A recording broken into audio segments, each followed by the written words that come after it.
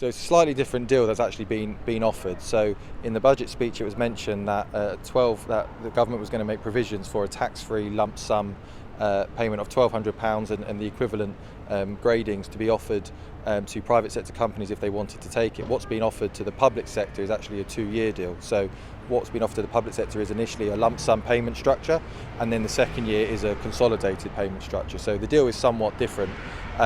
What we've also said in our previous press release around that figure of the 1,200 being given to private sector employees if they want to give that tax-free payment to their staff, is that this is not to replace actual negotiations on top of it. It's a good thing, positive step to take, but we actually want to see general increases being given and an actual proper negotiation taking place. It's not to substitute one for the other.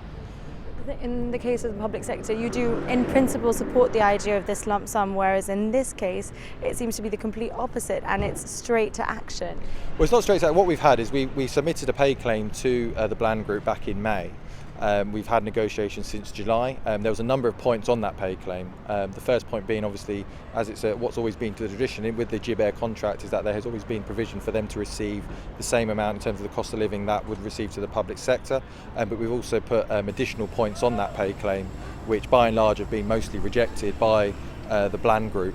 And also the only agreement that they were willing to consider was an agreement in principle over looking at compensation in relation to training and additional tasks that some members of staff in Gibair do.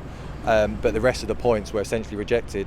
Furthermore, they also rejected the point around the Bradford factor. We've raised concerns around that calculation and how that's been used in the company. The current threshold is at 200. We raised our concerns, and then we were quite surprised then at the latest pay meeting where actually they decided that not only are they not taking on the concerns of the staff, actually they wish to lower it to 125. So in turn making it tougher and actually more draconian than what it already is. Now, in our story yesterday, I'm sure you saw Nicholas Gajero of Bland Group said that, in his eyes, negotiations hadn't fully started yet, and obviously this has been announced. Are you trying to get maximum disruption and maybe doing this a bit too soon? No, what we've had, we submitted our pay claim back in May. The company wasn't willing to commence pay negotiations till July. We urged them to meet with us as soon as possible once we submitted the pay claim.